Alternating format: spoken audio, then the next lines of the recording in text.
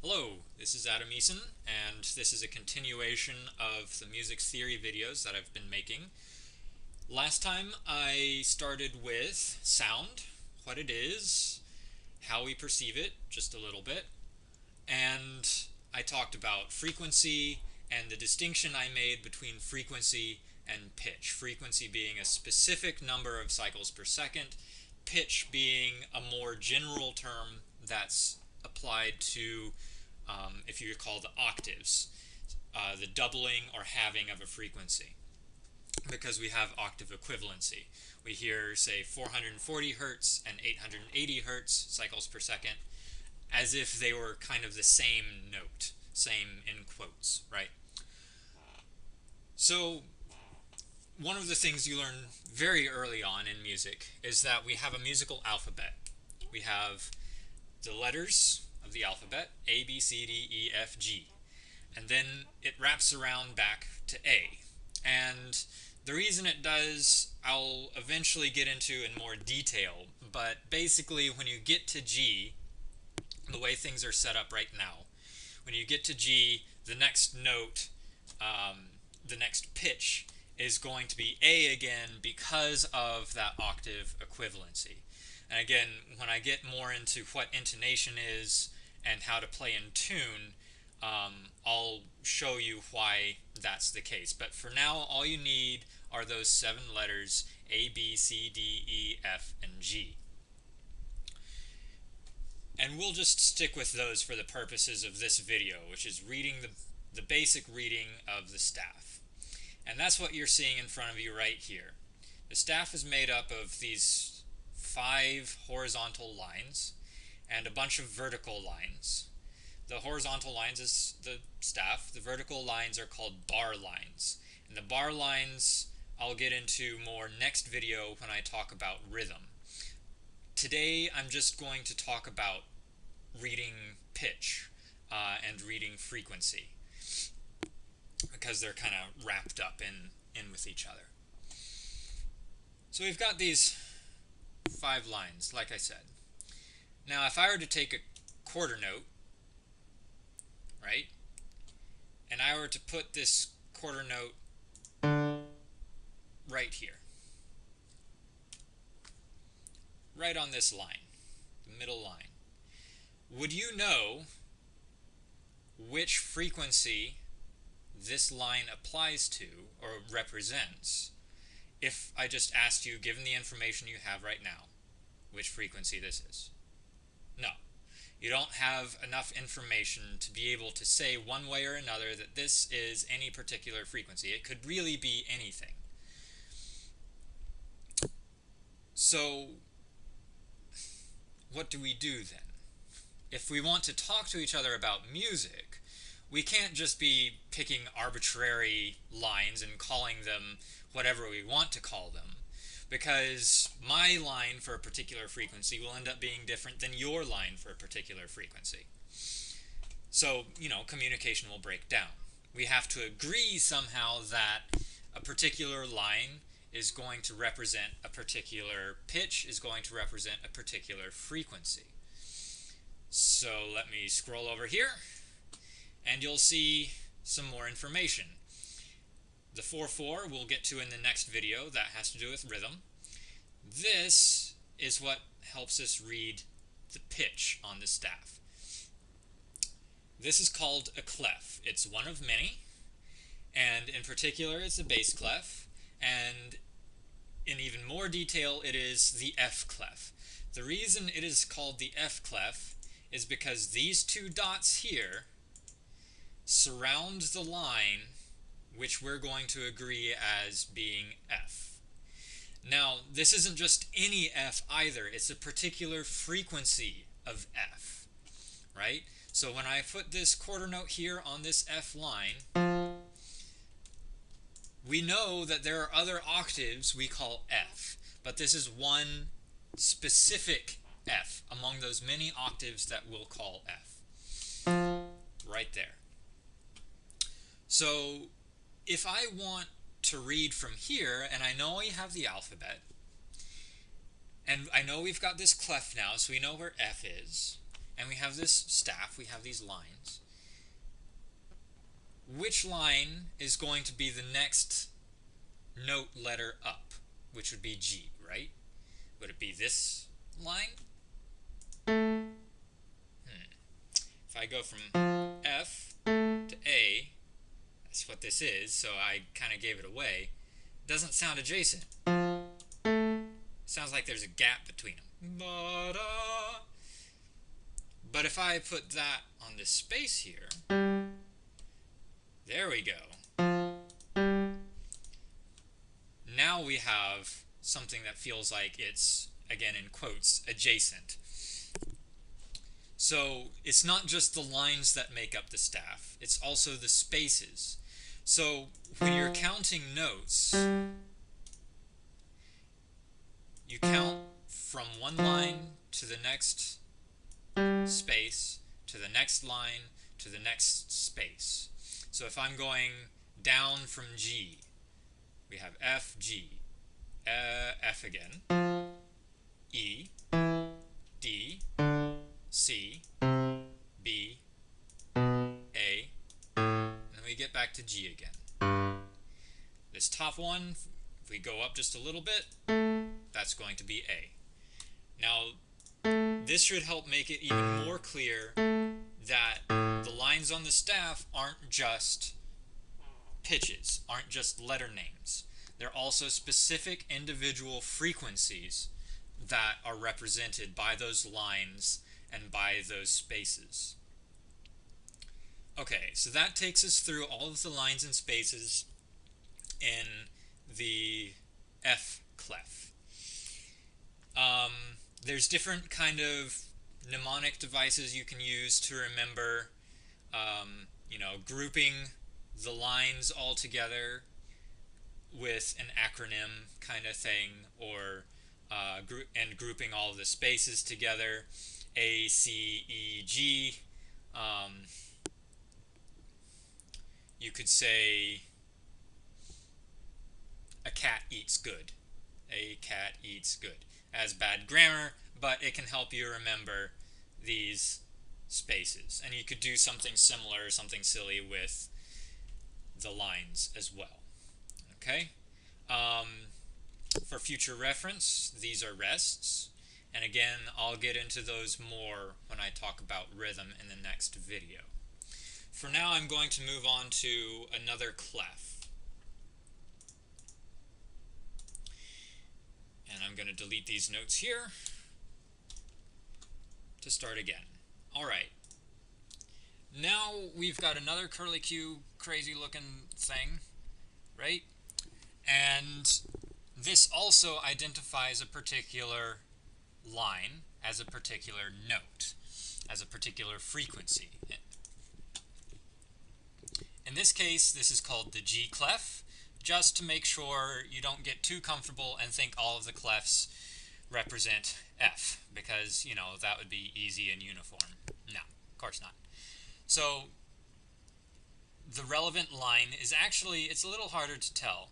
It's actually being circled by this curly Q bit here. You see it comes down, touches this line, comes up, touches that line, and then comes over and it circles this one, right?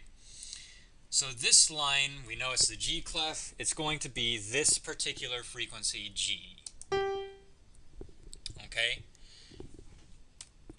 Everything about the bass clef, or everything about the staff that applies to the bass clef applies to the treble clef as well. So it's not just lines to lines, it's line to space to line to space. So G, A, B, C, E, F, skipping around. Here's another F, again that octave, and then we find ourselves back to E, and to just kind of fill things in, make sure you're counting right, this would be a D. Okay? So you can hear how the clef is what guides which constellation of frequencies the lines are going to be defining. Alright, now if we want to go higher than this F or lower than this E within the same clef without having to change clefs, we need to do something. right? We can't just go on up into empty space. It'll get very difficult to read. So the question is, what do we do? Well, it's actually very simple. If I bring my cursor over here, you can see I can actually put a note head on top of the line. And what we're going to do is we're going to treat that as space. And we can do the same going below the line, and that would be treated as a space too. And if I wanted to keep going past this, what we'll do is we'll pretend there's an invisible line going on over the staff, and it will appear magically only whenever we need it. So you can see there's a ghost line with a ghost note head right there, and there we have another note. And it's exactly as if we had another line extension to the staff, G to A, right? The same thing going below the staff, D from E, E, D, space, C, line. And I can keep going, right? I don't have to stop there. I can go as high or low as I want. Now, after a certain point, it gets a little bit awkward trying to read those pitches because there's so many lines, right? And that's why we don't use that many lines. It's much easier to read these 5, right? 3 is too few, 7 is too many, but 5 is just right. It's easier to read just those 5 lines. As you go higher and higher, you'll have to do some, serious practice reading those really high notes if you have to get up there so that you can recognize it immediately, because it gets a little harder to judge exactly where you are when you have more and more of these lines. For the sake of definition, these lines are called ledger lines, right? And again, they only appear when you need them. As I come back down onto the staff, they disappear. Okay? Don't worry about why these particular notes are turning red. That's the program doing something else that you don't need to worry about. Okay, I'll delete all of this again. Hopefully this is becoming clear how this works, right? Adjacent spaces to adjacent lines, or adjacent lines to adjacent spaces, is from one pitch name to the next, but it's also a specific frequency that's being defined by those lines or spaces. Let me go over one more clef because it's a little bit odd compared to the other two. Here we have a C clef. It's a little bit easy to see which line is important. Again, it's this middle line that's in between these two kind of, C things, I guess. Yeah, they kind of look like backwards, or they kind of look like C's, right? And then just right here in the divot, that's the line that is marked as C, and again, it's a particular frequency C right here. So C, D, B, E, A, F, G, G, F, right? Okay. The weird thing about the C clef is it's the only clef that we have which will move around, okay?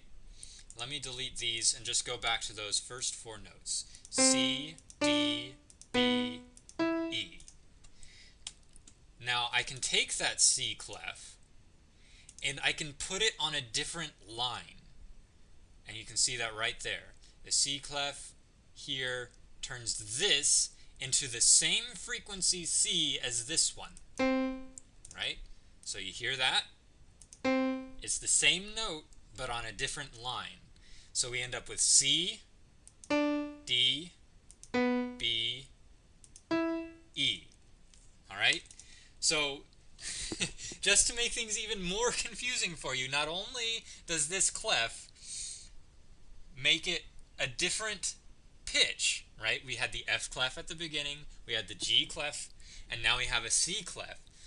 we have the same clef, but we can put it on different lines, right? So, just keep that in mind. When you see this thing, pay really close attention and make sure you know exactly which line it's on so that you know exactly which notes you're supposed to be reading. And especially with certain periods of time, the C clef, it was called the movable C for a reason. They just, I don't know, went crazy with it and started moving it around all over the place. And so you'd have the C clef on this line, you'd have the C clef on this line, you'd even have one on the top and the bottom lines, and they would just switch right in the middle of the pieces. I've seen those manuscripts where it's the same clef, but they're just putting it on different lines so that it keeps all of the notes on the staff, but it's an incredible pain to read, just if you're not used to it, right? So, there you go. In our more modern era, we're a little bit more sensible. We really only have these two C clefs that are used. Okay, so that was reading pitch. It's about where this, it's called the note head. It's about where the note head is on the staff. Okay? And then just as a final point, we have different note heads. It doesn't change the pitch, right? We have note heads without the stem that comes down. And then we also have different stems.